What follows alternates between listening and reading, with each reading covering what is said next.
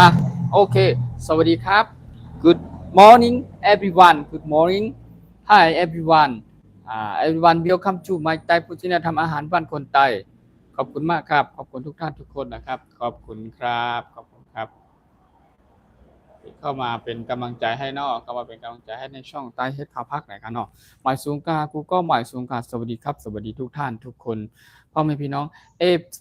ทุกภาคส่วนนะครับหมายสูงพี่น้องใต้ชาวไทยแย่กูก็ขาดรวมถึงป้าหน้าลุงอาน้องยีน้องใจจากกับกูก็ที่คำว่าบันแห้งขาวขาหน่อหมายสูงในยามกลางนายเจ้าวันนี้ก็เป็นวันที่17เดือนที่7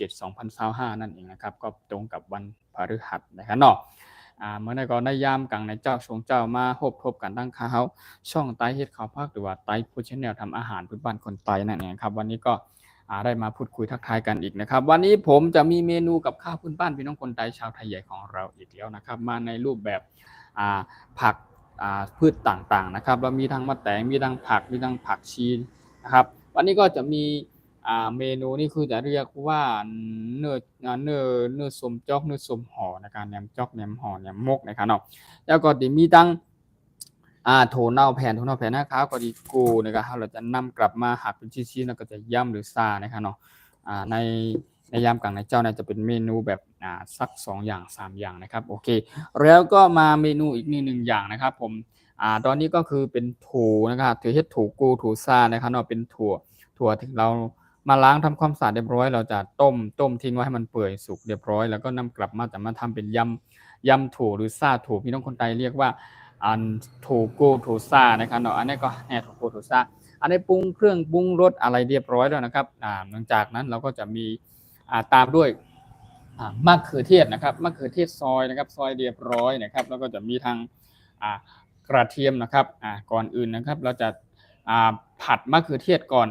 ผัดมะเขือเทศหลังจากนั้นก็กระเทียมซอยเนาะกระเทียมซอยก็ใส่ลงไปนะครับหลังจากนั้นก็เอานำถั่วที่เราต้มหรือว่าปรุงเครื่องปรุงรสเรียบร้อยแล้วก็จะนำกลับไปผัดให้มันอีกรอบหนึ่งผัดน้ำมันนะครับแล้วก็จะมีทางต้นหอมผักชีใส่โรยที่หลังนะครับโอเควันนี้ก็มาแบบกับข้าวเมนูพื้นบ้านคนไทยหรือชาวไทยใหญ่อีกแล้วนะครับสำหรับ FC ท่านไหนที่ยังมีเวลานะครับก็เข้ามาติดตามรับชมมาเป็นกำลังใจให้ผมในช่องไต้ฟู้ดชาแนลทำอาหารบ้านคนไทยยินดีต้อนรับเข้าสู่ช่องไต้ฟู้ดชาแนลทำอาหารบ้านคนไทย Welcome to everyone my Thai Food Channel ทำอาหารบ้านคนไทย This is the morning today morning Thursday see you again see you everyone โอเคขอบคุณมากครับสำหรับวันนี้ไปเราจะทำถั่วเน่าแผ่นซาก่อนเนาะว่าทำอย่างไรก่อนโอเคสำหรับ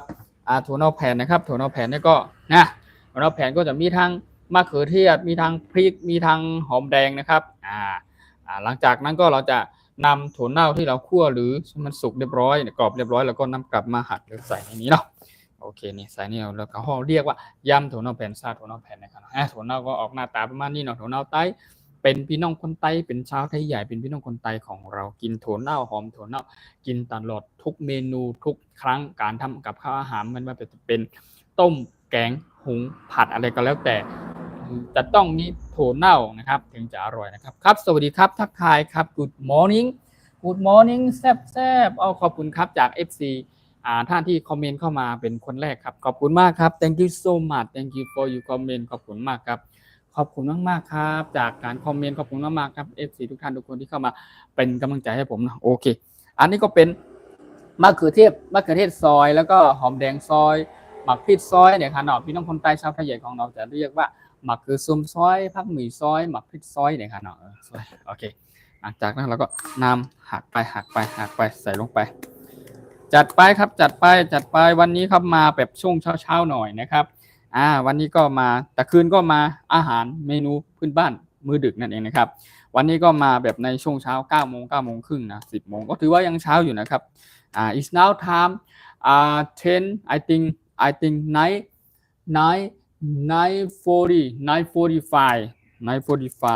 ยังเช้าอยู่ it's morning เนาะsee you everyone Thursday เนาะ happy Thursday โอเคอันนี้เราก็นั่นเรียบร้อยละเรียบร้อยมะเขือเทศซอยพริกซอยหอมซอยหอมแดงซอยเนาะหลังจากนั้นก็ มันจะมีน้ำมันแต่ราดน้ำมันลงไปนิดหนึ่งราดน้ำมันก่อนตอนนี้คือราดน้ำมันลงไปราดน้ำมันลงไปนิดหนึ่งโอเครอแป๊บรอสักครู่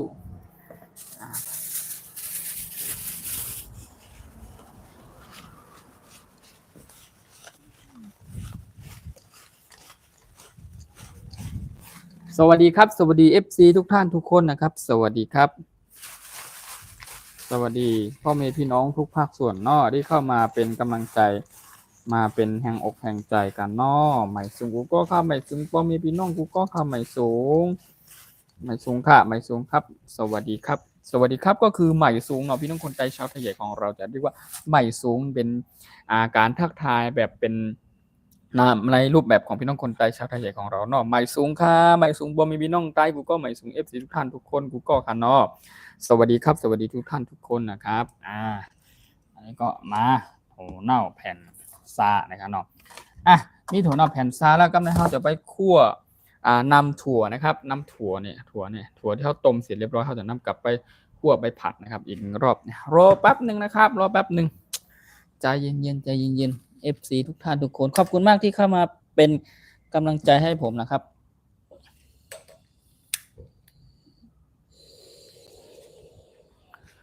ขอบคุณมากครับแป๊บหนึ่งรอแป๊บหนึ่งนะครับตอนนี้ก็คือผมจะนำมะเขือเทศซอยนะครับไปผัดไปเจียวก่อนผัดในหม้อให้มันสุกสักระยะสักพักหนึ่งหลังจากนั้นก็อาจจะมีกระเทียมแล้วก็จะซอยทิ้งไว้ก่อนเพื่อที่จะนำไปผัดรวมกับมะเขือเทศนะครับมะเขือเทศนะครับอันนี้ก็เป็นหลักสูตรการทำอาหารพื้นบ้านเมนูพื้นบ้านคนไต้นะครับใน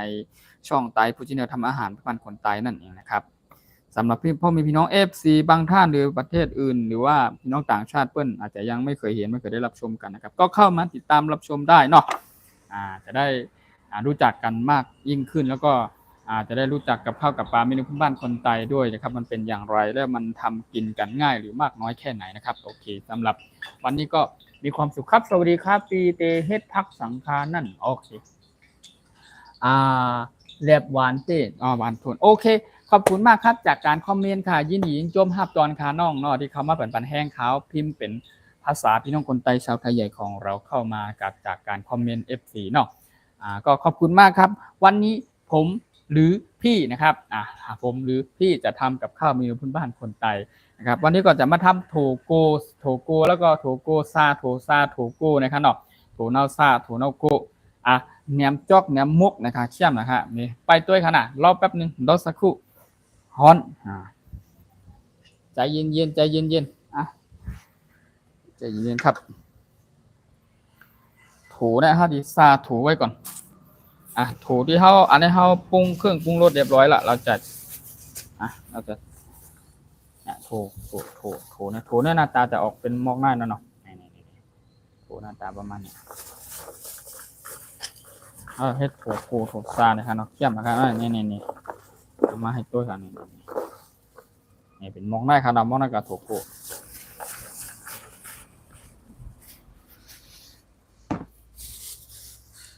ก่อนอื่นเราจะไปผัดอันนี้ก่อนมะเขือเทศก่อนมันฮ้อนนะใจเย็นมันฮ้อน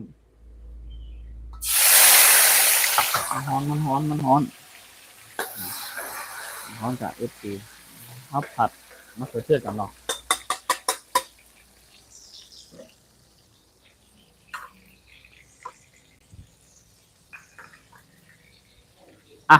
รอสักครู่นะครับรอสักครู่พ่อแม่พี่น้อง FC ทุกท่านทุกคนใหม่สูงก็ข้าวใหม่สูงที่เข้ามาปันแห้งข้าวใหม่สูงในยามกลางไหนเจ้าวันในวันพฤหัส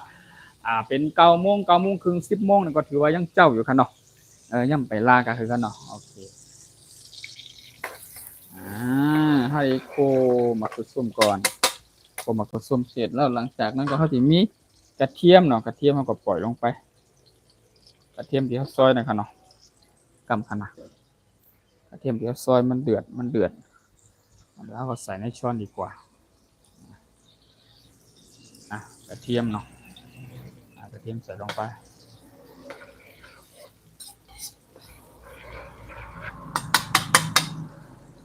โก้นะครับเมื่อนั้นก็มาในน้ำถูไม่มาในแบบ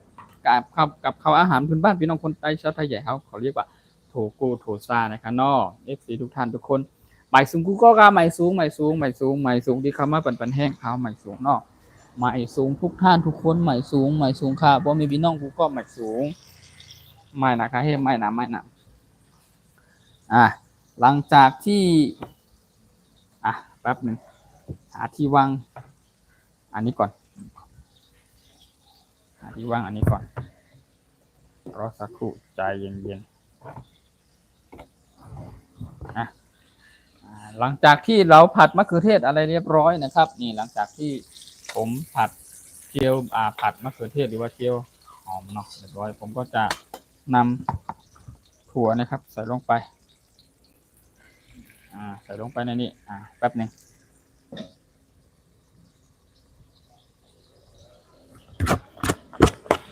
เนี่ยถั่วนะครับเดี๋ยวเอาไปโขลกทางกำหนึ่งหมายสูงครับหมายสูงสวัสดีครับสวัสดีทุกท่านทุกคนนะครับโคทางกำหนึ่ง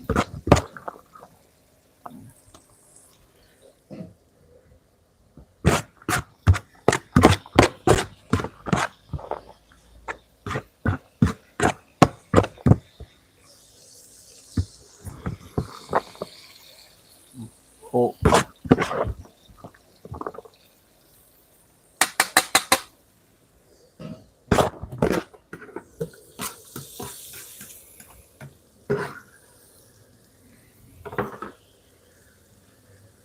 แล้วก็เป็นโถโก้ค่ะเนาะโถโก้โถซ่าค่ะอย่างนี้เนาะ FC ทุกท่านทุกคนค่ะเนาะจำนะครับเอาผมช่องไต้พุทธแนลทำอาหารพื้นบ้านคนไทยนั่นเองนะครับผมไม่เพียงแต่ว่าพา FC ทุกท่านทุกคนมากินอย่างเดียวนะครับผมพามาทำด้วยแล้วก็จะได้เห็นว่าหลักสูตรการทำนะครับการปรุงเครื่องปรุงรสเป็นจะไรนะครับผัด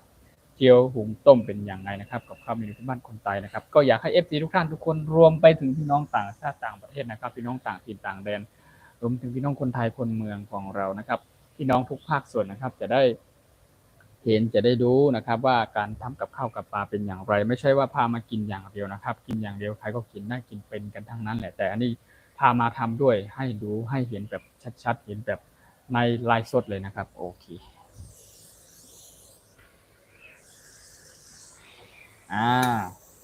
อันนี้เรานำถั่วที่เราปรุงเครื่องปรุงรสเรียบร้อยแล้วนำกลับมาผัดหรือคั่วให้มันรอบนะครับโอเครอแป๊บหนึ่งรอสักครู่นะครับ FC ทุกท่านทุกคนนะครับรอแป๊บหนึ่งตอนนี้ข้าวเหนียวร้อนรออยู่จัดไป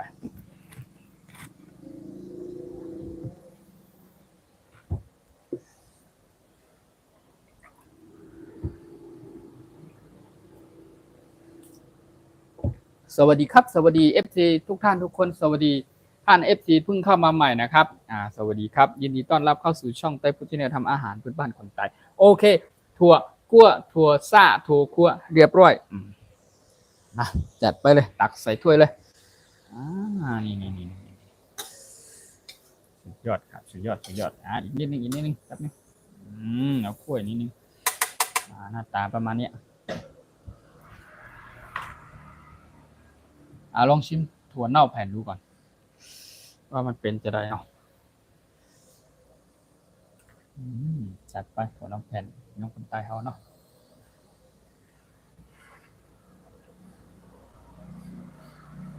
หรือข้าว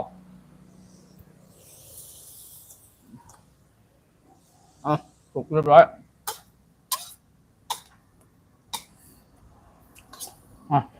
ออกไปช่วยเลย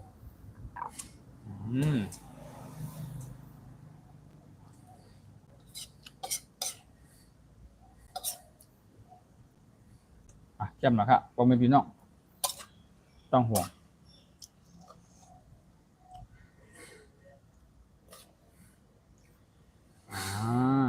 มาครับ FC ทุกท่านทุกคนมากินด้วยกันเนาะมากินด้วยกันเรียบร้อยครับก็ปุ๊บใส่ลงไปนิดนึง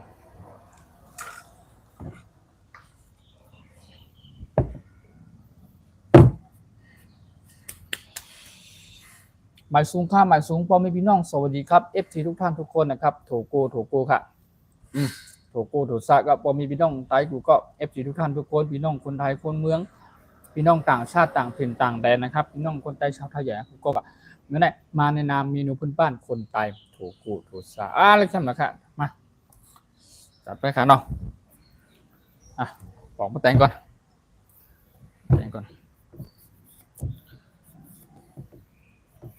หมายสูงกาคูก็หมายสูงในวันเมื่อไหร่ก็เป็นวันพฤหัสข้างนอกหมายสูงที่เขามาเป็นแห้งค้าหมายสูงข้างนอกสวัสดีทุกท่านทุกคนนะครับหมายสูงอันนี้ก็เป็นตอนกลางวันเนาะอาจจะมีเสียงรบกวนหน่อยนะครับขออภัยด้วยสูมาด้วยนะครับโอเคหรือว่าฟังแล้วไม่ค่อยชัดหรือว่าผมพูดเบาไปหน่อยนะครับ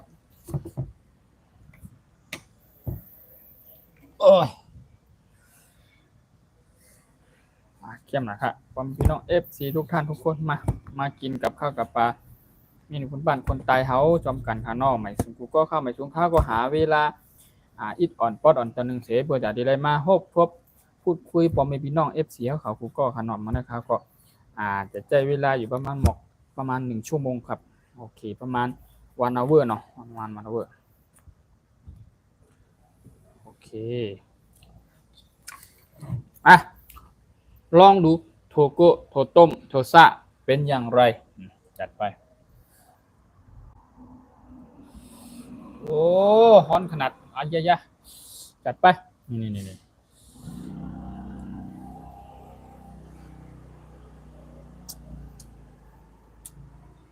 บาดเบใจแก้บิดใจครับพ่อแม่พี่น้อง FC ทุกท่านทุกคนครับสวัสดีครับสวัสดีพ่อแม่พี่น้องทุกภาคส่วนนะครับสวัสดีครับลูกเพิ่มปิดใจครับโทโกโทซะเมนูพื้นบ้านคนไทยเนาะโอเคมา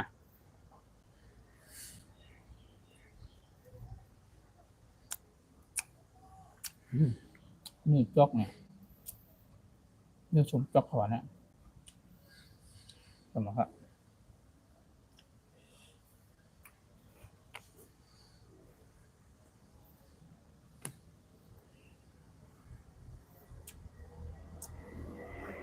ท่านเปิดใจครับ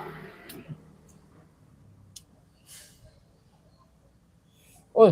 ฮอนเอา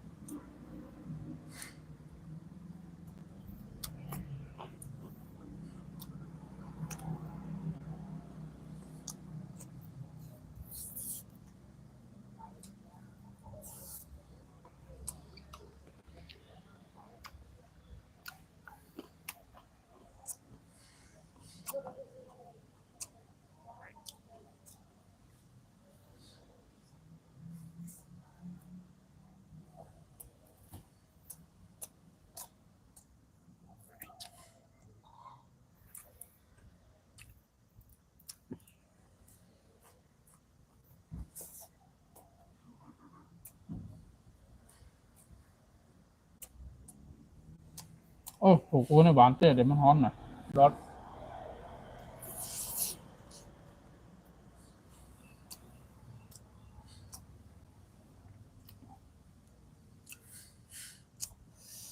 ฮอนขนาดนะ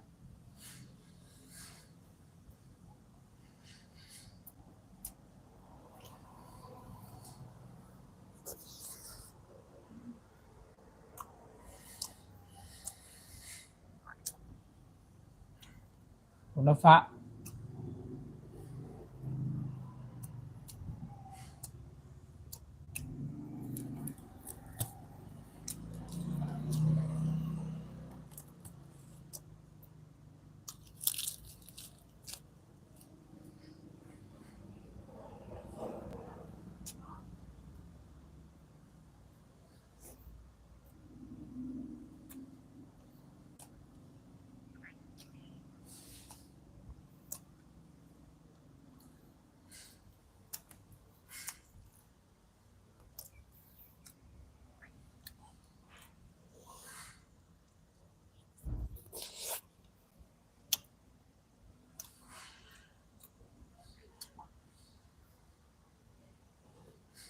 ขออภัยสูงมากด้วยเนาะมีเสียงรบกวนหน่อยเปิ้นคนข้างๆบ้านหรือว่าคนเปิ้นมาตัดสวนเปิ้นมาตัดหญ้าในสวนในป่าเปิ้นเนาะ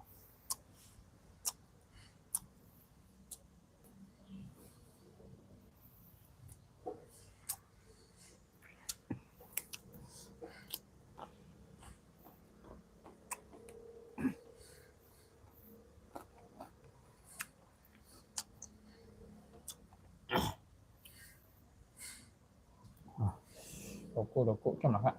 โอ้ออกไปด้วยเนี่ย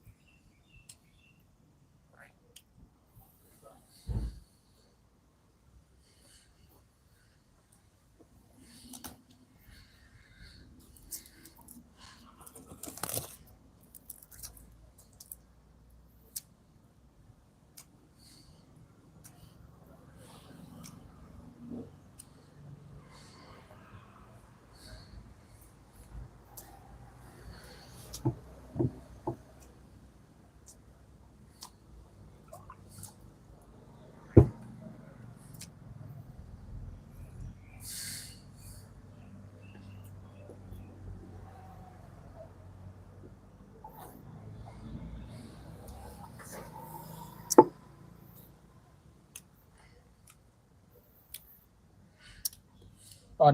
อนที่กำลังผัดกำลังปรุงนะครับผัดอยู่ทำอยู่นะครับก็พูดเยอะหน่อยเพราะว่าจะต้องอธิบายและพูดคุยทักทายไปด้วยตอนนี้เพิ่งกินอย่างเดียว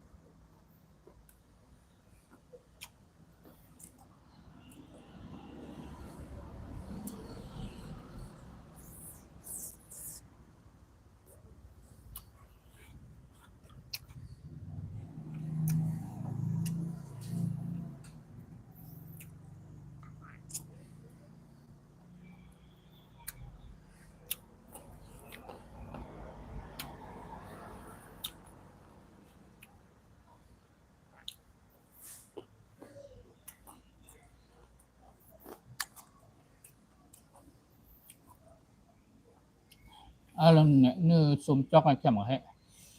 หวานไปเจ้า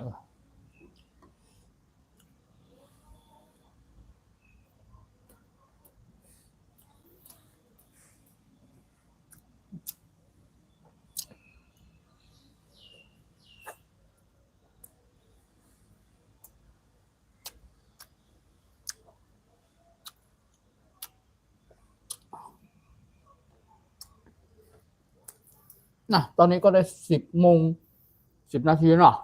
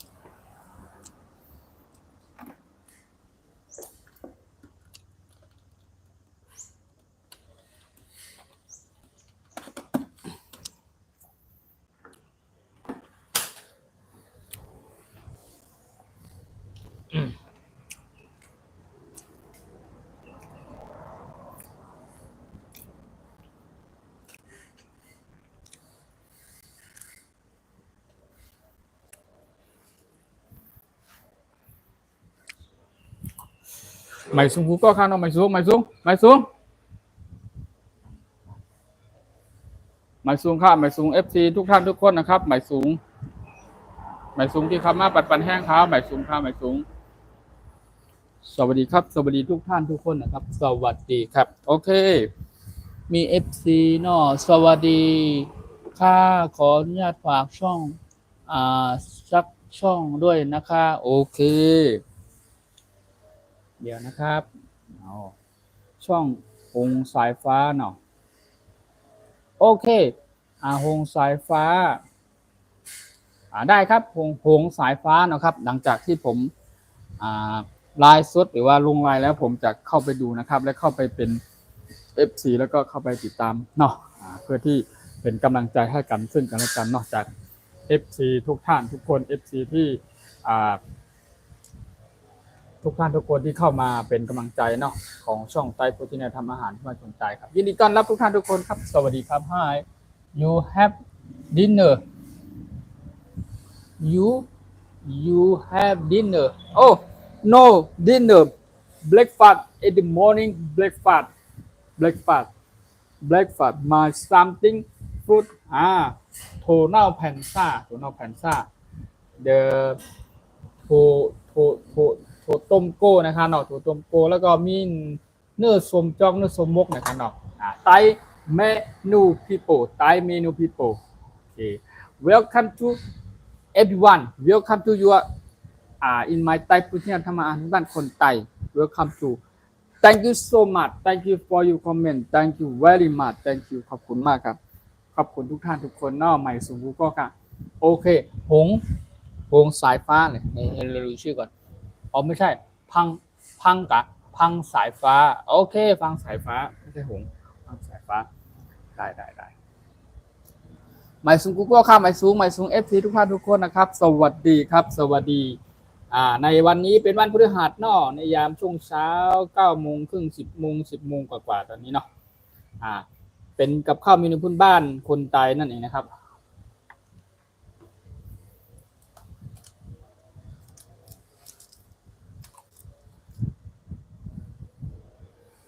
No dinner ครับ this time daytime in the morning 10:15 breakfast for breakfast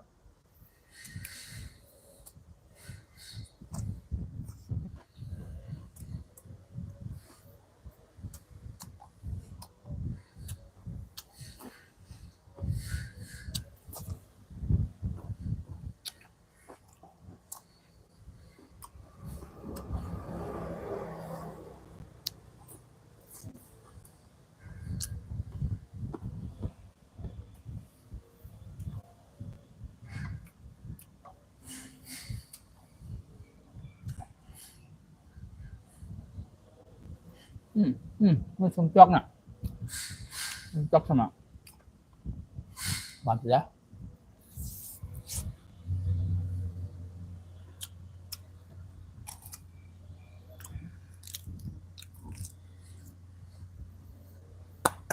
อร่อย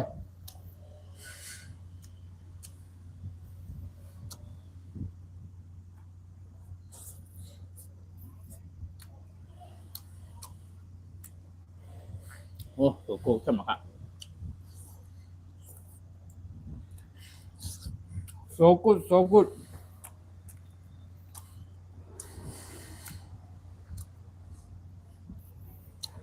ถั่วเน่าแผ่นเนี้ยโดยเฉพาะถั่วเน่าแผ่นซาได้เข้มหน่อยครับนะ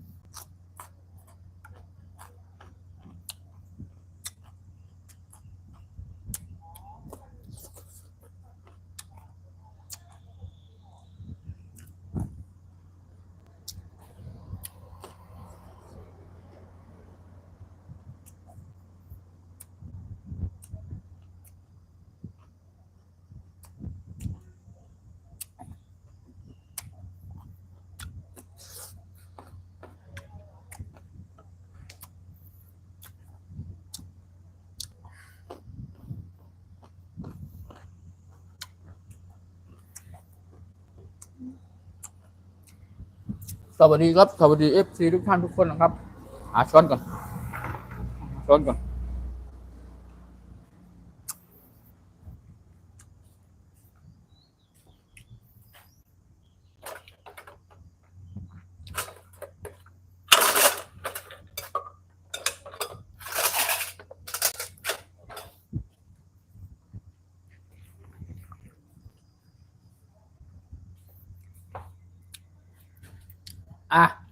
ตัวช่วยเข้มหนักนะเข้มหนัก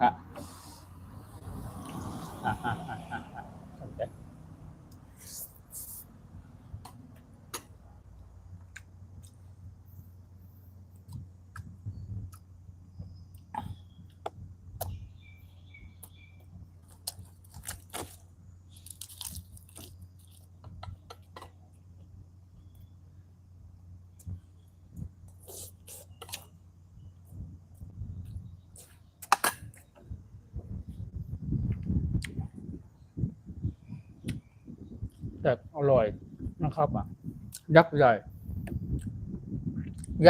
ไล่ยักษ์เล็กโอ้สุดยอดชื่อช่องครับยักษ์ใหญ่ไล่ยักษ์เล็กโอ้โอเคพูดจบเลยชื่อช่องครับเข้มหนักครับสุดยอด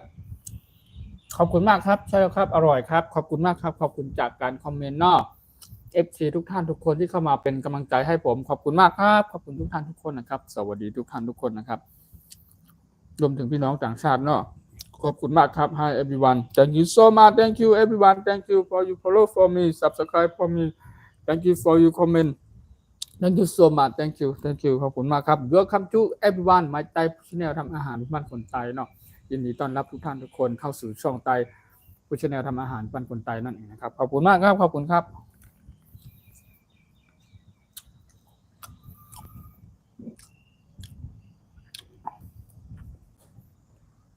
เดี๋ยวอีกสักพักหนึ่งนะครับประมาณสัก15 นาทีนะครับผมจะขออนุญาตลงรายละ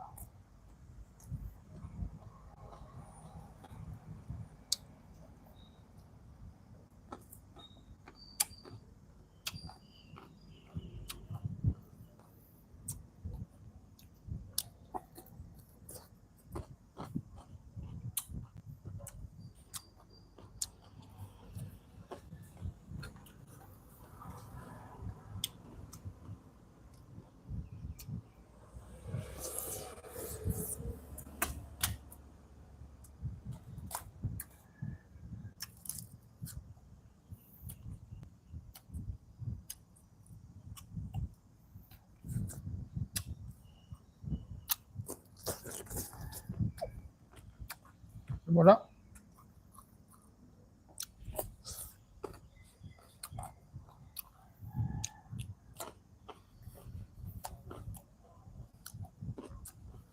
ไม่สูงกูก็เข้าไม่สูง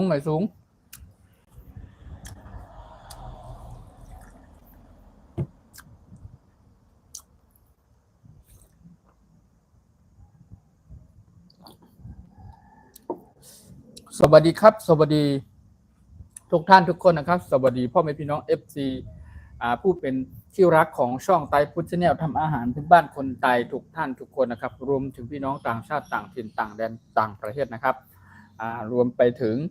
พี่น้อง FC จากประเทศเพื่อนบ้านเช่นFC จากลาวจากกัมพูชาเวียดนามทางฝั่งทางตอนเมียนมาหรือว่าทางมาเลเซียสิงคโปร์เนาะมี FC หลายๆท่านเพื่อนเข้ามา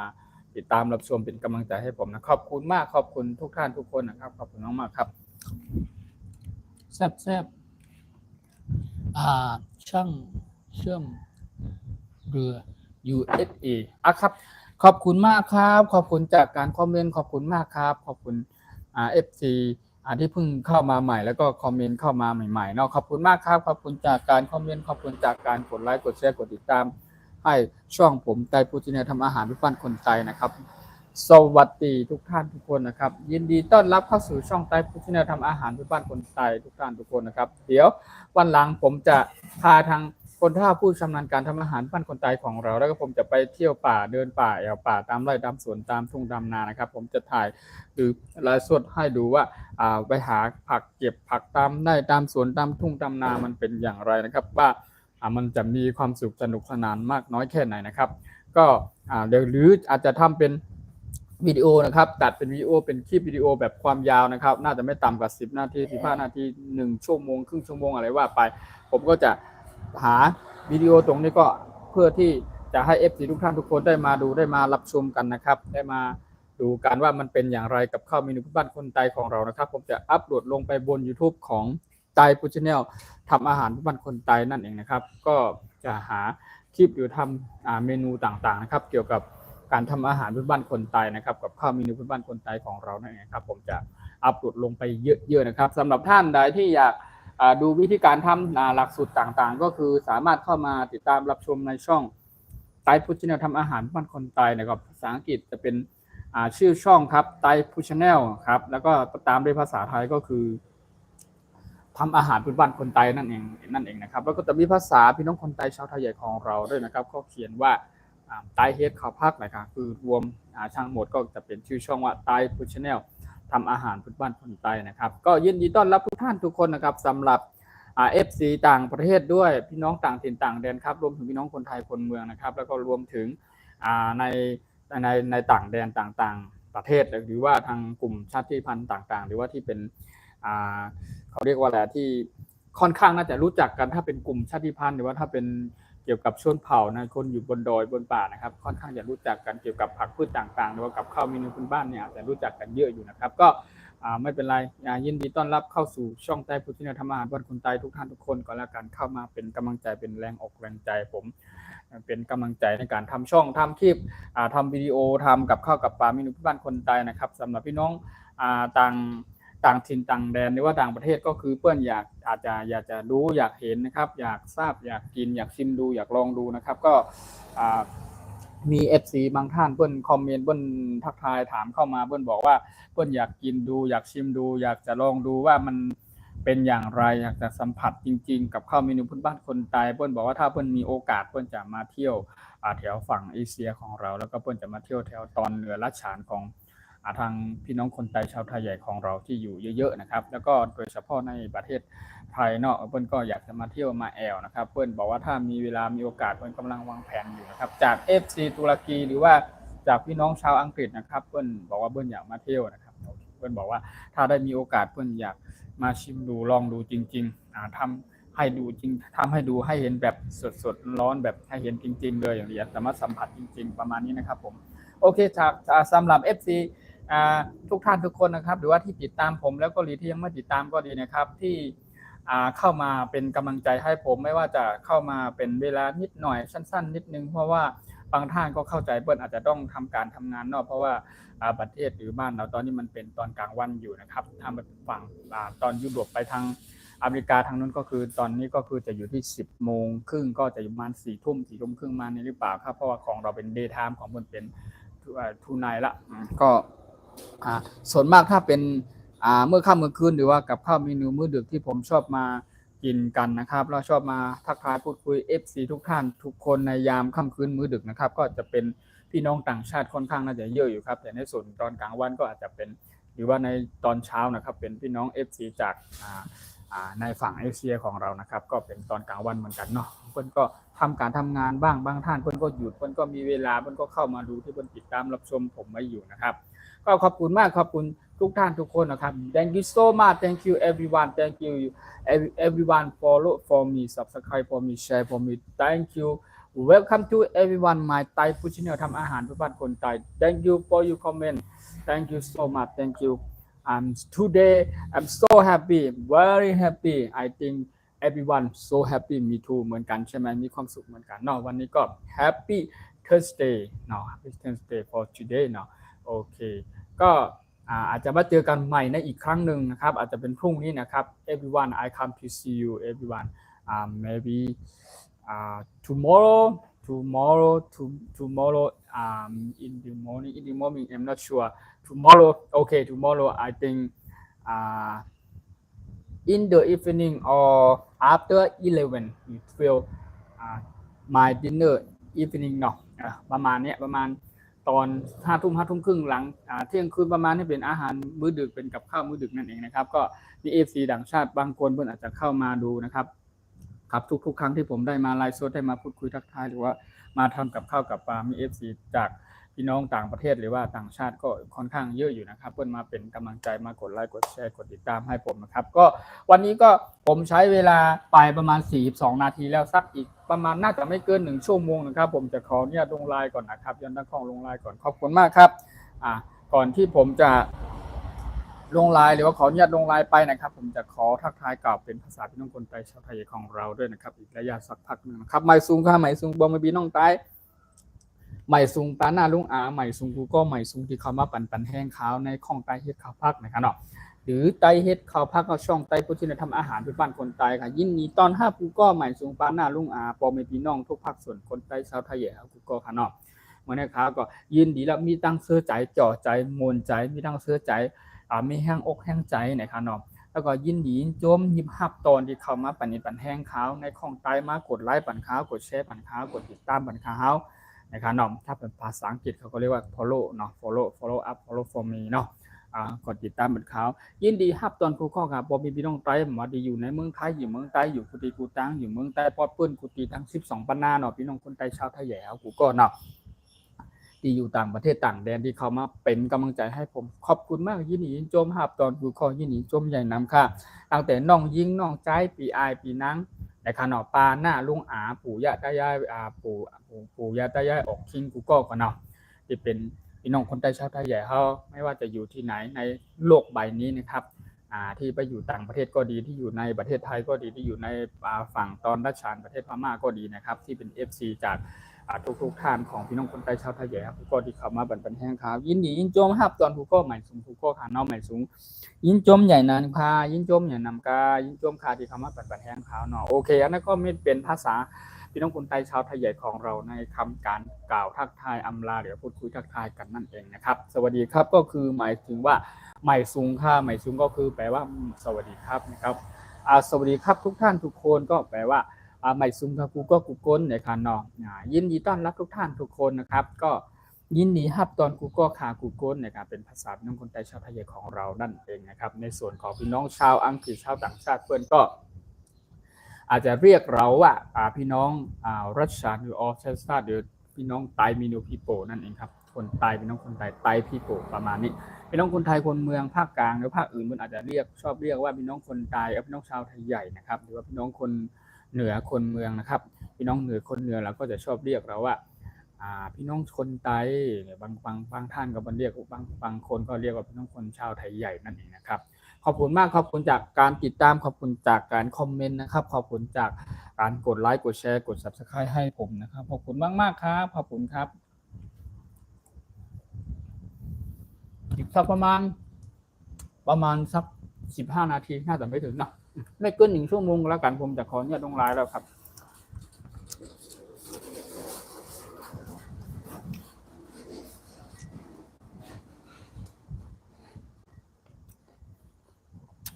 หมายถึงกูก็ข้ามหมายสูงเริ่มหมายสูงสวัสดีครับ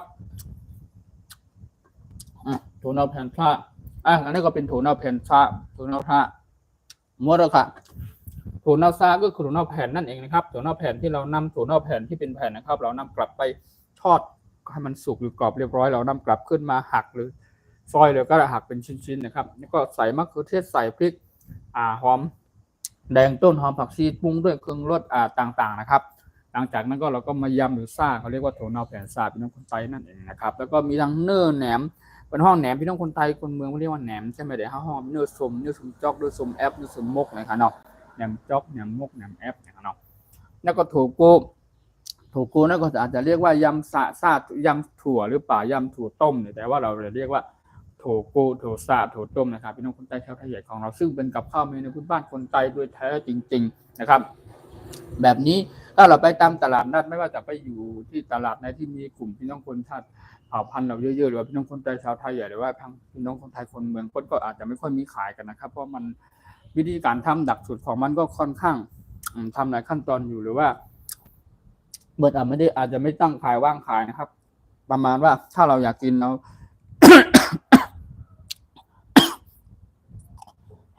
สุมาเดอร์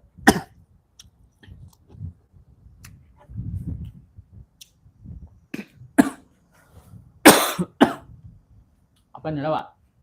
อ๋อโอเครอแป๊บนึง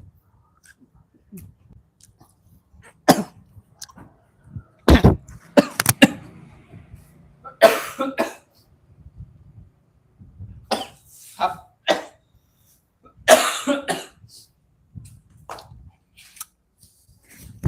ขออภัยสุดมาด้วยเนาะ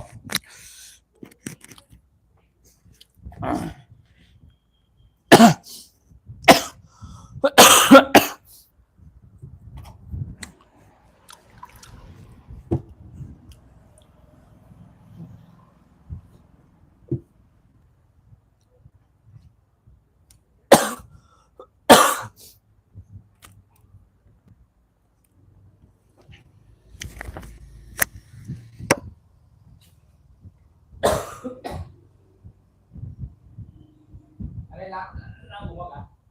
ผมละต้องอะไรก็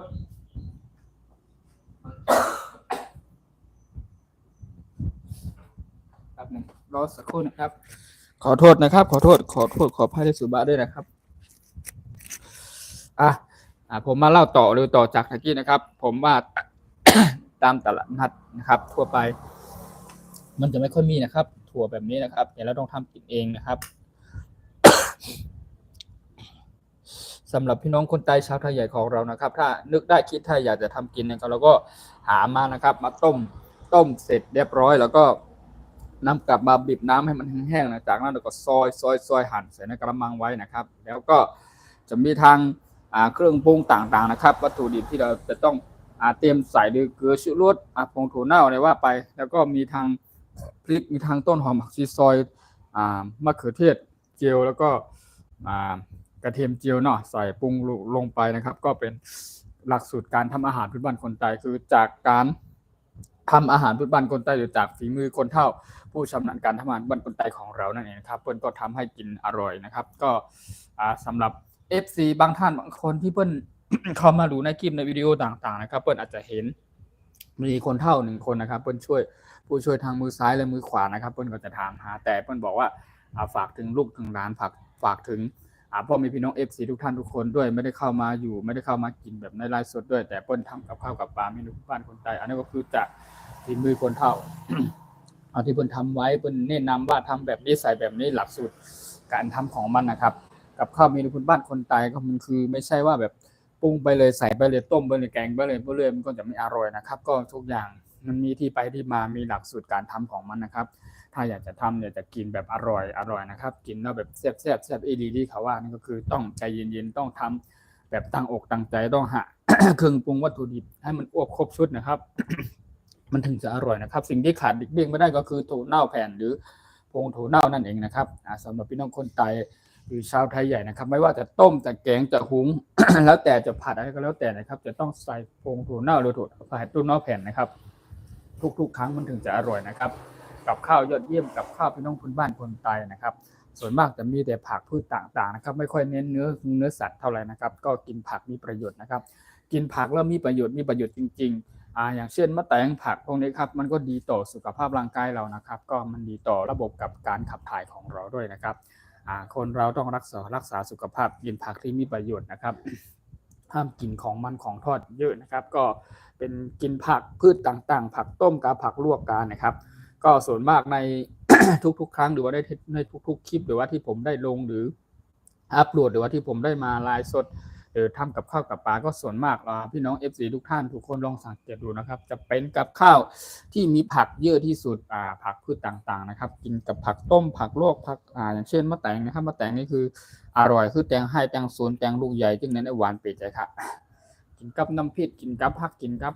ทุกครั้งในการทำกับข้าวอาหารพื้นบ้านคนไทยหรือว่ากินกับข้าวพื้นบ้านคนไทยคือมะแตงนี่คืออร่อยยอดเยี่ยมที่สุดเพราะว่ามันกินแล้วมันดีต่อการระบบขับถ่ายของเราด้วยนะครับกินผักมีประโยชน์นะครับ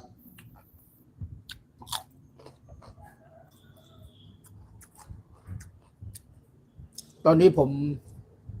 ผมคิดว่ามีพี่น้องจาก FC จากต่างประเทศหรือว่าพี่น้องคนโดยเฉพาะพี่น้องคนใต้ชาวไทยใหญ่ของเราที่อยู่ฝั่งตอนราชฉานนะครับหรือว่าเพิ่นก็อาจจะเข้ามาติดตามรับชมกันอยู่นะครับสวัสดีทั้ง17ท่านสวัสดีทั้ง20ท่านนะครับสวัสดีครับสวัสดี และขอบคุณจากการกดไลค์กดแชร์ให้ผมด้วยนะครับขอบคุณจากการคอมเมนต์ขอบคุณจากเข้ามาติดตามรับชมนะครับ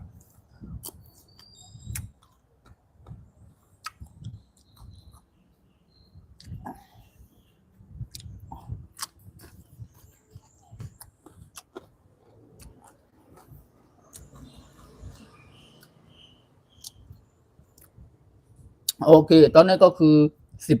10:57 นาทีนะครับแล้วก็ผมคิดว่าน่าจะประมาณสักถ้าครบ1 ชั่วโมงปุ๊บผมก็อาจจะขออนุญาตลงไลน์ก่อนนะครับย้อนตั้งกล้องลงไลน์ก่อนนะครับสำหรับวันนี้ก็มีความสุขมากมีความสุขในความสุขเพราะอะไรนะครับความสุขเพราะว่าได้มาพูดคุยทักทายแล้วก็กล่าวทักทายพูดคุยกันกับ FC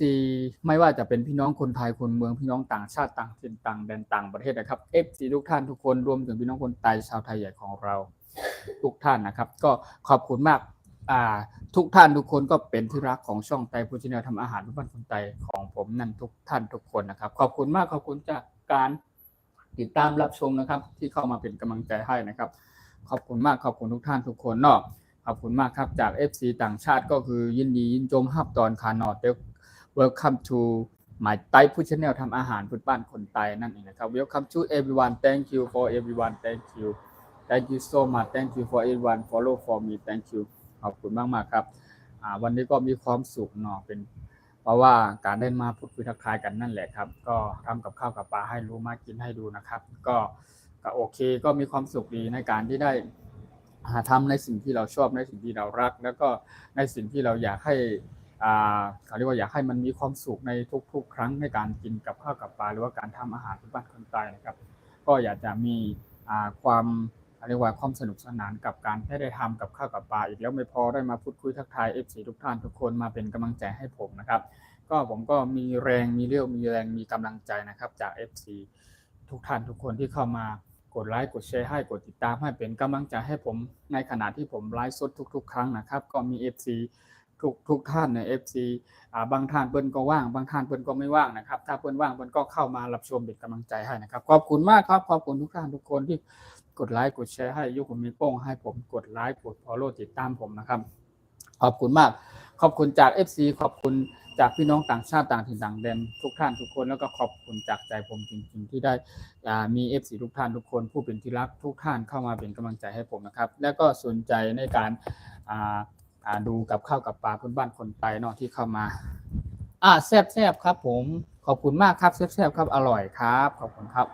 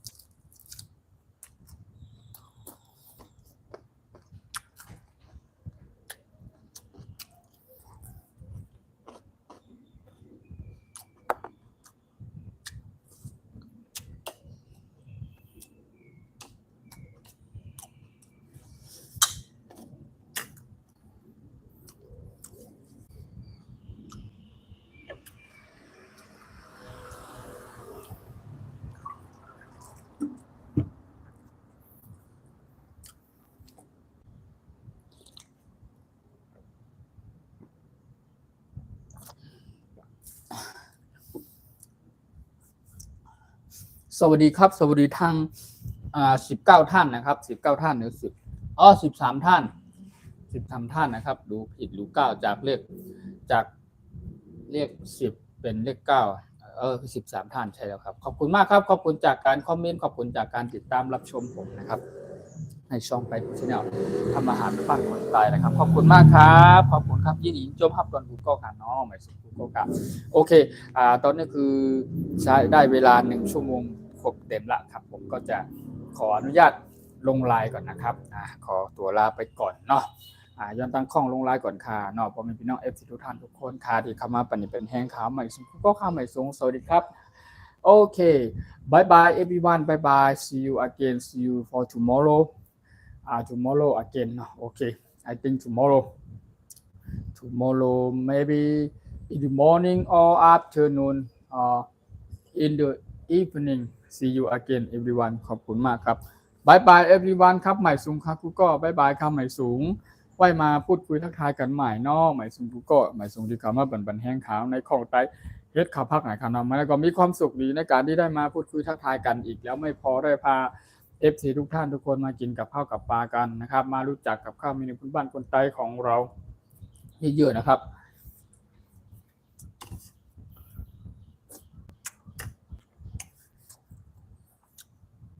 ครับอีก3นาทีผมจะขออนุญาตวางแล้วอีก3นาทีครบ1ชั่วโมงพอดีแล้ว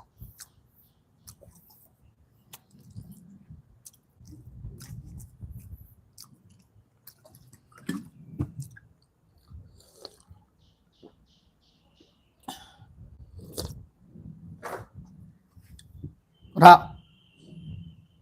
เดี๋ยวเรียกคนเฒ่าหน่อยอ่ะวันมากล่าวทักทายพูดคุยลูกหลานเนี่ยไปในลำงูเป็นอย่างเนาะเดี๋ยววันหลังก็ได้โอเคขอบคุณมากครับขอบคุณจากการติดตามรับชมนะครับขอบคุณครับโอเคผมจะขอเนี่ยลงไลน์ก่อนนะครับขอเนี่ยลงไลน์ก่อนครับทุกท่านทุกคนเดี๋ยวไว้มา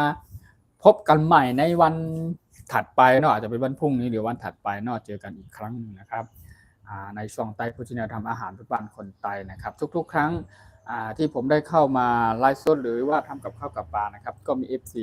ทุกท่านทุกคนที่เข้ามาเป็นกำลังใจให้ผมเบะเข้ามารับชมติดตามเป็นกำลังใจให้ผมก็ขอบคุณมากขอบคุณทุกท่านทุกคนนะครับไว้มาเจอกันใหม่เนาะอีกครั้งหนึ่งในวันพรุ่งนี้อาจจะเป็นวันพรุ่งวันฮือเนาะโอเคbye bye everyone thank you so much thank you bye bye okay I come to see you again for tomorrow or after day tomorrow again okay bye bye หมายสูงครับกูก็หมายสูงครับหมายสูงฮาวที่ขออนุญาตลงไลน์ก่อนค่ะเนาะขออนุญาตลงไลน์ก่อนขอหยุดก่อนแล้วก็ไว้มาพบกันใหม่ค่ะนะแต่ก็ได้เสียก็ได้เสียกูก็หมายสูงกูก็ค่ะหมายสูงบายบายครับสวัสดีครับสวัสดีทุกท่านทุกคนนะครับโอเค37วิ38วิ40วิแล้วผมจะขออนุญาตลงไลน์แล้วเนาะหมายสูงค่ะหมายสูงเนาะหมายสูงสวัสดีครับโอเคขออนุญาตลงไลน์ก่อนนะไว้มาพูดคุยทักทายกันใหม่ในวันถัดไปหรืออาจจะวันพรุ่งนี้ตอนเย็นเมื่อค่ำเมื่อคืนเนี่ยค่อยว่ากันเนาะโอเคหมายสูงกูก็ข้ามหมายสูงโอเคบายบายeveryone bye bye thank you so much thank you bye bye I come to see you again my FC everyone okay thank you so much thank you love you everyone every sometime every day okay bye bye thank you for your comment thank you for your follow for me everyone subscribe for me share for me follow up for me many so many people เนาะโอเคขอบคุณมากขอบคุณจากการรับชมและติดตามและคอมเมนต์เนาะบายบายขออนุญาตวางไลน์ก่อนขออนุญาตลงไลน์ก่อนนะครับหมายสูงกูก็ค่ะหมายสูงยันตั้งข้องลงไลน์ก่อนค่ะโอเคบายบายกูก็ค่ะหมายสูงค่ะเนาะหมายสูงที่ยังมีอยู่11ท่านที่ยังดูผมอยู่นะครับที่ยังอยู่เป็นกำลังใจกันอยู่นะครับขอบคุณมากครับขอบคุณครับขอตัวลาไปก่อนนะครับสำหรับวันนี้ก็พอแค่นี้ก่อนเนาะได้1ชั่วโมงพอดีแล้วใช้เวลานานพอสมควรละขอบคุณทุกท่านทุกคนครับไว้มาเจอกันใหม่ในวันพรุ่งนี้นะครับบ๊ายบายทุกท่านทุกคนนะครับสวัสดีครับ